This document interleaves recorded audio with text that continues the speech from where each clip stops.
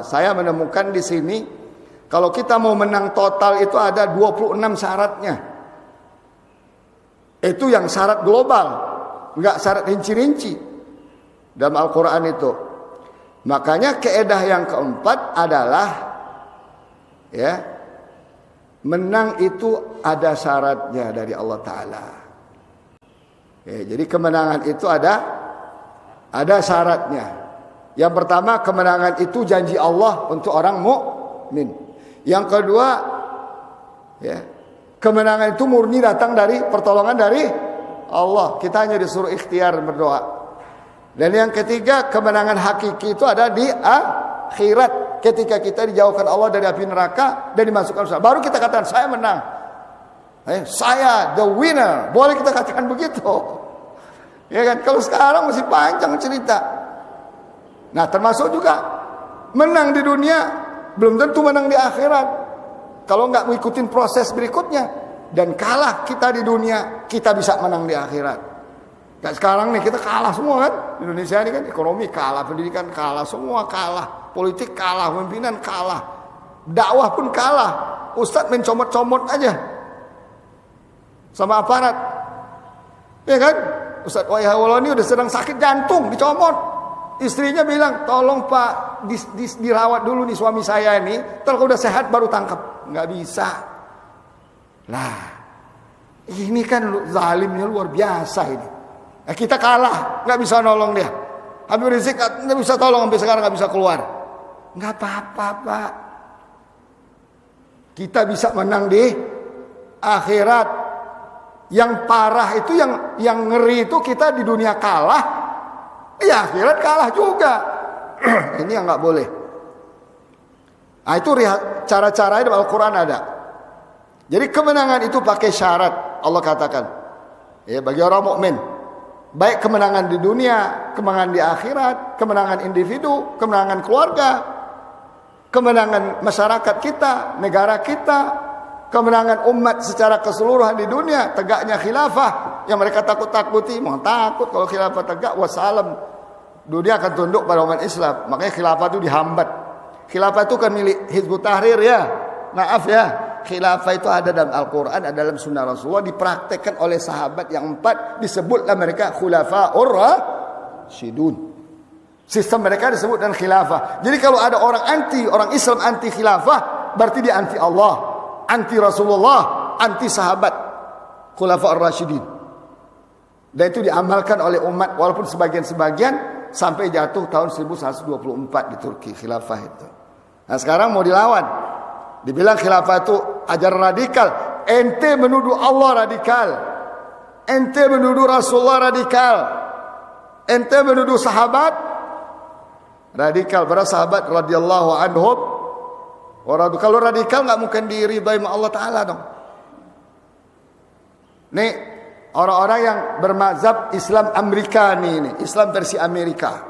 Sekarang nih tantangan kita adalah Islam Amerikani ini.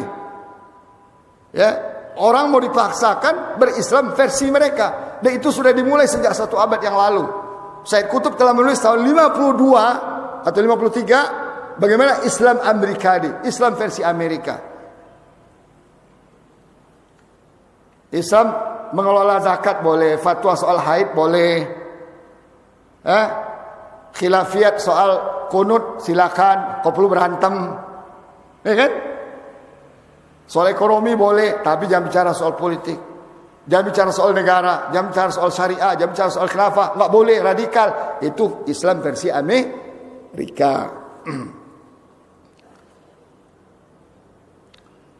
Nah, di sini kaum muslimin rahimakumullah, kita baca dengan cepat saja. Kemenangan yang dijanjikan Allah kepada kaum mukmin itu baik di dunia maupun di akhirat, baik individu maupun keluarga, masyarakat dan secara keseluruhan alam ini, itu bersyarat. Allah nggak kasih gratis begitu aja. Ya, saya nggak rinci nih individu gimana, keluarga gimana, panjang ceritanya. Negara gimana, masa gimana. Saya globalnya saja saya temukan ada 26 poin. 1, berjuang menolong agama Allah. Kalau kita mau menang harus berjuang menolong agama, bukan berjuang menolong kantong, kursi, perut. bisnis, bukan. Agama Allah ini artinya apa? Menyebarkan agama Allah dengan benar, dengan hikmah, dengan mau'izah hasanah. Tidak ada paksaan. Memang kita paksa orang Amerika untuk ikuti agama kita, enggak. Tapi ketika dia datang nantang-nantang masa kita, wajib kita melawan. Itu menolong agama Allah namanya. Yang kedua, sabar dalam ketaatan pada Allah. Sabar menghadapi musuh Allah. Kita harus melakukan ribat. Ribat apa? Menjaga batas-batas negeri muslim agar tidak diinvasi oleh musuh-musuh. Siapa musuh? Orang kafir, orang musyrik, ateis, itu semua kafir. Itu semua musuh-musuh Allah. Ya.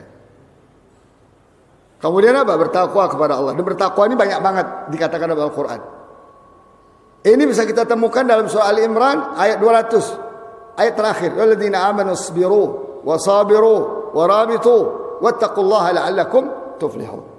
Ya orang beriman, sabar kamu ya, dalam menjalankan ketaatan, salat. Makanya dalam perang pun kita harus salat kan? Bergantian kan? Harus salat jamaah. Ini corona yang nggak kelihatan aja nggak berani ke masjid. Gimana tuh? Peluru yang udah jelas tuh berseliweran di depan kita, bom. Allah masih suruh kita kalau masuk waktu salat berjamaah bergantian. Ada salat dalam keadaan perang itu. Caranya beda sama kita. Sab-sabnya beda. Kita harus bagi 2, bagi 3 kelompoknya. Yang ini udah selesai, masuk yang ini menjaga lagi yang itu. Jadi coba lihat di YouTube salat khauf namanya. Salat dalam keadaan takut pada musuh. Yang ketiga, meninggalkan sistem riba dalam semua bentuk ekonomi dan bisnis. Di kita riba. Maka Allah kata apa? Ladina amanu la ta'kulur riba adha'afan mudha'afah wattaqullaha la'allakum tuflihun. Hai orang beriman, jangan sekali-kali kamu makan riba itu. Terapkan sistem riba itu. Bertakwa kamu kepada Allah agar kamu bisa menang. Jadi kalau selama ekonomi kita sumbernya riba, enggak akan Allah kasih kemenangan. Kemudian bertakwa kepada Allah yang keempat, mendekatkan diri kepadanya dan berjihad di jalannya. Jadi jihad itu salah satu cara mendekatkan diri kepada Allah. Kalau benar timingnya dan benar alasannya. Ya, jihad itu nggak bisa sembarangan, ada fikihnya. Timingnya harus benar, alasannya harus benar. Timing itu apa? Ya ketika musuh menginvasi kayak di Afgan, ya kita mau nggak mau berjihad. Timingnya apa? Ya kita atur strategi, ada pemimpinnya, ada idenya, kapan menyerang, kapan, itu timing. Ya, berjihad itu salah satu taqarrub ila Allah yang paling tinggi, darwatu sanamil Islam. Tidak ada yang melebihi jihad. Yang kelima, menjauhkan diri dari khamar, dari judi, dari berhala, dari mengundi nasib. Ya, jangan sama sekali dekati khamar. Judi. Ya. Ini khamar dibuat pabriknya. Gimana mau menang gitu? Ya kan? Judi dibuat tempat resminya.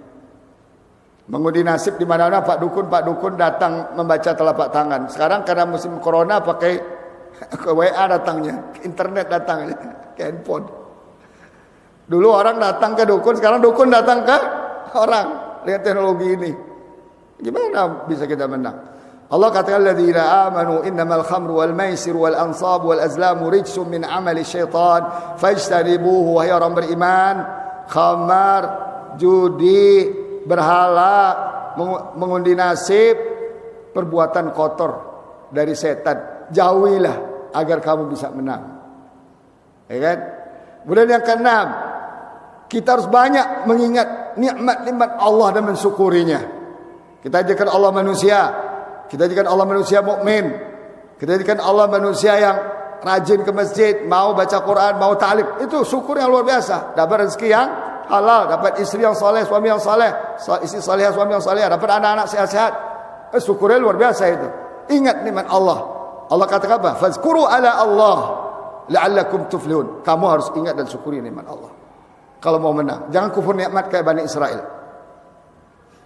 Yang ketujuh, sabat. Sabat itu ada teguh menghadapi musuh Allah dan tidak boleh mundur. Sekarang musuh Allah ini ada di internet, maya ada yang nampak. Yang nampak itu seperti Amerika, seperti orang-orang boneka-bonekanya, asing-asing itu yang berseliaran di sekitar kita. Kemudian melalui internet pemikirannya kayak tadi kan, wah itu mana mungkin Taliban menang, itu mah Amerika kena mundur. Lah kalau masa mundur dibilang menang, gimana sih? Masa Amerika mundur dibilang menang? Ini kan cara berpikir setan. Cara dia untuk merusak cara pikir umat kita sehingga nggak tahu lagi siapa yang menang, siapa yang kalah, siapa yang benar, siapa yang tidak benar. Maka Allah katakan, "Ayyuhalladzina amanu, idza laqitum fi'atan fathbutu wazkurullaha katsiran la'allakum tuflihun." Hai orang beriman, apabila kamu menghadapi satu kelompok dari musuhmu, musuh Allah, kamu harus sabar, teguh, jangan mundur. Banyak-banyak berzikir kepada Allah agar kamu bisa menang. Nah, ini kasus-kasus perang Badar, perang-perang lain. Kemudian yang ke-8, banyak salat, banyak ibadah kepada Allah, banyak amal soleh. Ya. Jangan ibadah, salat, amal soleh mazhabnya minimalis. Tapi kalau duit mazhabnya maksimalis, ya kan? Ini problem kita ini. Kalau rumah minimalis terserahlah, mau atapnya doang kita buat, dindingnya sederhana, batu bata, nggak ada masalah. Tapi kalau sholat, ibadah, amal soleh, maunya kita yang banyak, yang maksimal, semampu, semaksimal yang kita lakukan. Allah berfirman, ya alladzina amanu ruk'u wasjudu wa'budu rabbakum waf'alul khaira la'allakum tuflihun. Hai orang beriman, rukuk dan sujudlah kamu. Salat artinya kan, salat berjamaah di antaranya, wa'budu rabbakum, selalu ibadah, taat kepada Allah, lakukan kebaikan sebanyak mungkin. Dengan demikian kamu akan menang. 9, banyak bertaubat kepada Allah. Rasul SAW sendiri yang sudah diampuni dosanya, yang lalu dia akan datang, dia bertobat 70 kali sehari. Berarti taubat itu jangan menunggu ada dosa dulu ya. Taubat itu kebiasaan, habit orang mukmin. Karena taubat itu mencerminkan betapa lemahnya dia di hadapan Allah Subhanahu wa taala. Betapa butuhnya dia ampunan Allah Subhanahu wa taala. Jangan nunggu dosa dulu baru taubat. Enggak. Bertobat itu ibadah. Maka Allah katakan bahwa tubu ilallahi ayyuhal mu'minuna la'allakum tuflihun. Bertobatlah kalian wahai orang beriman. Rasul 70 kali, bahkan dari riwayat katakan 100 kali. Nah kita bentuk-bentuk istighfar taubat itu kan banyak. Bisa astaghfirullahaladzim wa atubu ilaih. Bisa baca apa? La ilaha illa anta subhanaka inni kuntu minal. Banyak, silakan. Mana yang dimudahkan kita untuk membaca dan lancar dan faham. Jangan baca tapi enggak faham. Yang paham. Walaupun cuma la ilaha illa anta subhanaka inni kuntu minadh dhalimin. Yang ke-10, menyebar di atas muka bumi mencari karunia Allah. Ya, dan banyak berzikir kepadanya. Jadi jihad, perang, mencari rezeki semuanya didampingi dengan zikir. Fa idza qudiyatis salatu fantashiru fil ardi wabtaghu min fadlillah wadhkurullaha la'allakum tuflihun. Kalau kamu selesai salat, walaupun di sini isyarat salat Jumat, tapi menurut ulama berlaku juga untuk salat yang lain. Bersebarlah kamu di atas muka bumi, cari karunia Allah, cari rezeki yang halal. Enggak boleh nongkrong aja di rumah. Bangkrut kita nongkrong aja di rumah. Ya kan? Tapi zikir pada Allah dengan banyak, kamu insyaallah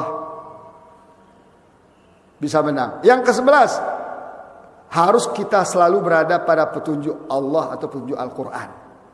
Kalau kita mau menang tapi yang dipakai bukan Quran, enggak bisa. Allah katakan ulaika ala hudam min rabbihim wa ulaika humul muflihun. Orang-orang yang beriman, bertakwa dan seterusnya itu mereka yang berada pada petunjuk Allah dan mereka lah orang yang menang. Ya, kita mau jauh dari Al-Quran, mau menang tapi jauh dari Al-Quran, gak bakal bisa menang. Ya. Kemudian yang ke-12, mampu menyucikan diri dari perbuatan maksiat dan dosa.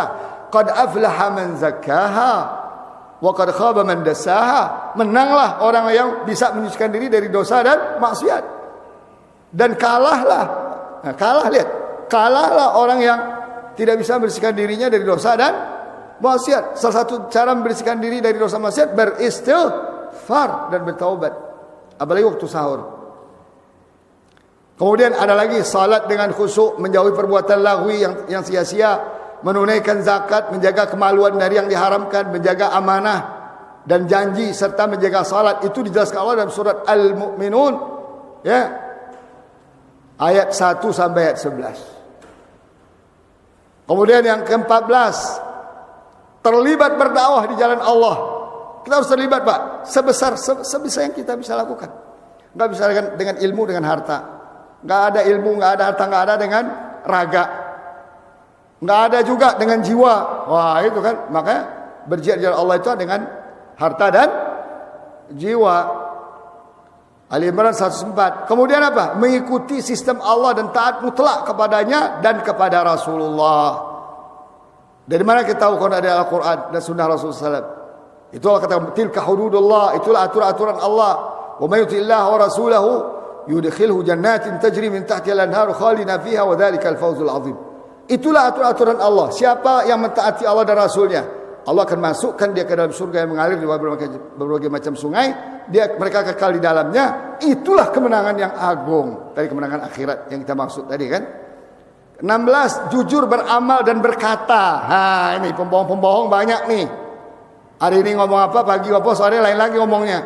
Jujur beramal dan berkata. Artinya apa? Sesuaikan ucapan dengan perbuatan. Jangan main tipu-tipu, main bohong-bohong. Itu surah Al-Maidah ayat 119. Kita singkat aja ya, agar kebaca semuanya ya. Nanti bisa saya sebarkan di materi ini ke jamaah sini, entar di share. Kemudian apa? Yang 17, amal soleh lebih banyak dari amal buruk. Harus kita upayakan tuh. Kita memang orang pendosa, banyak dosa. Tapi jangan sampai dosa lebih banyak daripada pahala kita. Nanti kita bisa masuk neraka itu. Karena kaidah Allah setelah iman apa? Amal soleh kan? Siapa yang amal solehnya lebih banyak dari amal buruknya, dia akan masukkan ke dalam surga. Siapa yang amal buruk lebih banyak dari amal soleh setelah iman nih, ya, dia akan masuk ke dalam neraka. Itu surah Al-A'raf ayat 8. Kemudian iman yang lurus dan amal soleh yang banyak dan benar. Iman boleh iman. Orang Yahudi juga iman, tapi menyekutukan Allah dengan Uzair. Orang Kristen juga beriman kepada Allah, tapi menyekutukan Allah dengan Isa. Orang musyrik menyekutukan Allah dengan patung. Bahkan orang ateis enggak mengakui Allah. Jadi itu bukan iman yang benar. Iman berarti iman yang tauhid. Amal soleh itu amal yang didasarkan ajaran Islam. Contoh Rasulullah SAW dan para sahabat. Ya. Kemudian yang ke-19, mengikuti sahabat Rasulullah dengan baik dalam pemahaman dan pengamalan Islam. Coba lihat, sahabat. Dari mana kita tahu? At-Taubah ayat 100. As-sabiqun al-awwalun minal muhajirin wal ansar walladzina ittaba'uuhum bi ihsan radhiyallahu anhum wa radu an. Coba lihat. Orang-orang yang pionir dalam Islam, terkalangan muhajirin dan ansar, dan orang-orang mengikuti mereka dengan baik. Coba termasuk kita kan, mengikuti mereka kan. Jadi jangan buat pemahaman baru, ikuti pemahaman mereka. Karena di mereka Quran diturunkan, dan di mereka Islam dimenangkan, dan mereka terjemahan Quran yang berjalan. Ya. Kemudian melakukan transaksi dengan Allah dengan berjihad di jalannya dengan harta dan jiwa. Jadi ya pada akhirnya seperti di Pakistan, seperti di Afgan, seperti di Palestina, ya, seperti di Uyghur, di mana-mana umat Islam tertindas, pada akhirnya kita harus siap bertransaksi dengan Allah. Dan mungkin juga akan terjadi di Indonesia. Karena Indonesia ini pengalaman melawan penjajah Belanda 3,5 abad, Jepang 3,5 tahun. Itu dulu kalau enggak dengan jihad selesai enggak tuh? Kalau ulama kita, tokoh kita, kiai kita, santri kita zaman itu, ya, Bung Tomo itu santri, pekikan Allahu Akbarnya luar biasa. Tapi penjajah bilang dia radikal kan, teroris kan. Coba lihat, Jenderal Sudirman itu apa? Santri. Ya Allah, coba cari yang sekuler, yang liberal ngomong sekarang, ente bilang orang Islam nggak ada sumbangannya kayak siapa itu dosen Keblinger UI itu kan, mana sumbangan orang Islam? Ente nggak baca sejarah. Islam udah capek-capek berjuang, udah menang, ente ambil, ya kan? Ayat 111 surah At-Taubah, harus bertransaksi kita dengan Allah. Kita jual diri dan harta kita untuk Allah. Toh juga diri dan harta dari Allah juga kan? Kemudian Allah bentukkan bayarannya apa? Surga. Surga juga dari Allah juga kan? Enak benar. Modal dikasih, nyawa dikasih, harta dikasih, badan dikasih, terus dikasih surga. Siapa yang nggak mau?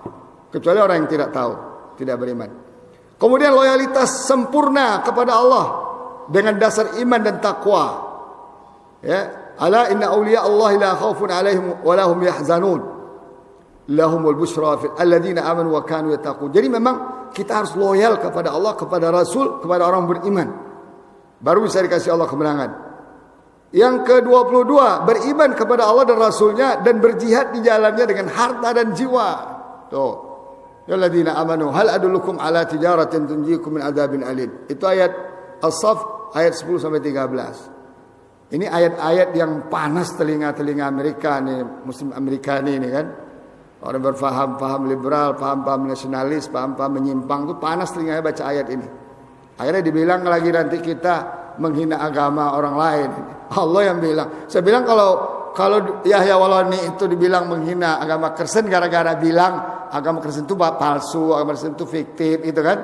Sebenarnya jangan Yahya Walani tangkap, Allah tangkap. Karena yang ngomong itu Allah. Yahya Walani itu taunya dari Al-Quran. Ustaz Yahya Walani itu taunya dari waktu dia Kristen belum tahu dia bahwa ternyata palsu.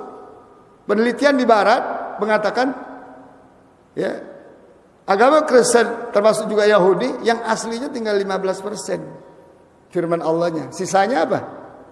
Karang-karangan. Apa nggak bilang palsu tuh? Nggak fiktif itu. Nah, yang ngomong itu Allah Ta'ala. Ya. Mereka tulis dengan tangan mereka. Allah bilang begitu. Allah bilang begitu. Mereka tulis dengan tangan mereka. Kemudian tidak berkasih sayang, nomor 23, dengan orang-orang yang menentang Allah dan Rasulnya. Nggak boleh kita berkasih sayang pada Amerika, kepada Cina, kepada Eropa yang jelas-jelas. Ini yang jelas-jelas. Kalau nggak jelas boleh. Yang jelas-jelas menentang Allah dan Rasulnya. Salah satu cirinya apa? Mengutaati ajaran Islam, mengutaati Al-Quran, menyimpangkan nama Al-Quran, melarang orang di jalan Allah, menghancurkan masjid. Ya. Kalau tentara Amerika itu di Irak di mana-mana sampai mengencingin Al-Quran, menginjak-injak Al-Quran. Itu kita tahu dari surat Al-Mujadilah ayat 22. Yang ke-24, beriman yang lurus dan beramal soleh yang benar dan banyak, seperti yang Allah jelaskan dalam surat 55, surat An-Nur ayat 55. 25, ya, beriman kepada Allah, berhijrah dan berjihad jalan. Jadi ada iman, ada hijrah, ada jihad. Ya. Surah Al-Baqarah 214. Yang ke-26, mengikuti aturan Allah dalam rumah tangga. Kita buat rumah tangga tapi aturannya nggak jelas. Ya, sembarangan aja. Kita nggak akan dapat kemenangan. Itu surah Al-Baqarah 199. Nah, jamaah sekalian rahmatullah, kesimpulannya adalah kemenangan dalam Islam itu ternyata ada kemenangan individu, bisa. Ada kemenangan keluarga kita selamat dari murka Allah. Ya, ada kemenangan masyarakat kita, negeri kita, satu negeri seperti Afghanistan menang. Ya, alhamdulillah. Ada kemenangan dunia, ada kemenangan di akhirat. Ada kemenangan dunia dan akhirat. Nah, jemaah sekalian rahimakumullah, demikian kajian kita pada pagi hari ini, semoga bermanfaat. Kalau ada yang salah mohon diluruskan. Saya juga minta ampun kepada Allah Subhanahu wa taala, itu bukan karena niat dan sengaja saya. Begitulah keterbatasan saya dalam memahami Islam ini dan Quran ini. Nah, semoga Allah Subhanahu wa taala selalu membukakan pintu hati kita untuk bersama Al-Qur'an. Apa-apa Al-Quran rujukan kita. Sunnah Rasul sallallahu alaihi wasallam sebagai penjelasnya. Jangan apa-apa kita yang nafsirin sendiri. Wah, begini jihad itu teroris ini. Lah, ini Afgan itu perang saudara. Ada bilang saya gitu, Pak. Tamatan pesantren. Ada bilang, "Oh, iya apa Ustaz bantu-bantu dukung Taliban. Orang mereka perang saudara." Bilang ente enggak tahu informasi yang sebenarnya. Mereka itu perang Amerika dan boneka-boneka Amerika. Ya. Semoga Allah Subhanahu wa taala matikan kita dalam keadaan husnul khatimah. Allah himpunkan kita di surga Al-Firdaus Al-A'la bersama Rasul sallallahu alaihi wasallam, para sahabat, para tabi'in wa tabi'it tabi'in, bersama kedua orang tua kita, bersama anak cucu kita, bersama sahabat-sahabat dan jamaah kita insyaallah. Dan Allah berikan istiqamah kepada kita sampai akhir hayat. Subhanakallah wa bihamdik, Asyhadu an la ilaha illa ant, astaghfiruka wa atubu ilaik. Wassalamu alaikum warahmatullahi taala wabarakatuh.